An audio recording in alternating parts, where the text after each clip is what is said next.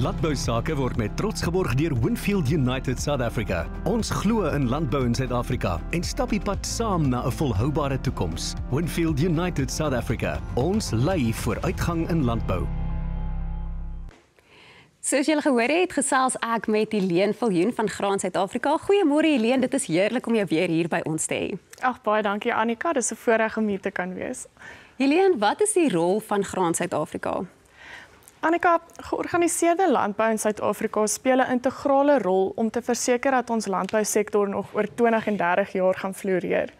En Graan SA spesifiek is die kollektiewe stem van graanprodusente in ons land. So om dit net so 'n bietjie meer eenvoudig te verduidelik, daar's 'n gesegde wat gaan, as jy nie aan tafel sit nie, eet hulle jou vir breakfast op. So Graan SA is aan die tafel besig om die produsente te verteenwoordig. So hoe is Graan Suid-Afrika dan besig om die graanbedryf in ons land te bevorder? Ons streef na ons missie toe.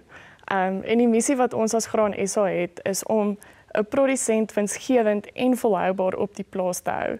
En om dit te doen, is daar verskeie rolle wat ons moet vertolk, van die regering tot by die industrie, tot op plaasvlak. En dit bring 'n klomp beleide na ons kant toe wat hersien moet word. Ons moet seker maak markte funksioneer reg. So daar's 'n klomp goed waarmee ons besig is, meer as wat mense noodwendig altyd besef. En ek wil gou fokus op die beleide wat jy nou genoem het.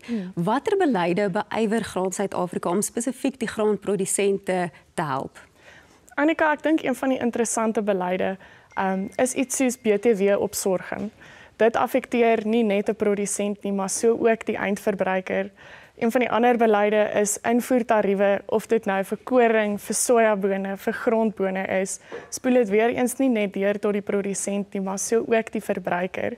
En een van die interessante goed waarmee ons besig is uitvoermarkte. Baie mense besef nie dat die regering se rol is om uitvoermarkte te beskerm en te gaan soek nie. En dis 'n rol wat Graan SA oor die jare oorgeneem het om seker te maak ons kan nog graan uitvoer.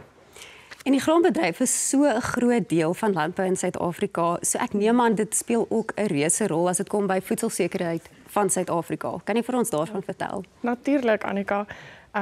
Ons as graanbedryf speel nie net 'n rol in die primêre sektor nie, maar ook in die sekondêre sektor. En hoekom ek dit sê is, as ons 'n mielie vat, 'n mielie kan verwerk word tot mieliemeel, maar die mielie gaan ook na hoenders toe, varke toe, beeste toe, en al daardie produkte word dan vleis wat op die rak is. So nie net speel ons 'n rol op grondvlak met die fisiese grane nie. Dit spoel deur na 'n hele wye sektor wat deel vorm van die groter ekonomie. Helene, baie dankie dat jy met ons kom gesels het en dankie wat julle ook doen vir die landbousektor en spesifiek ook vir die graansektor.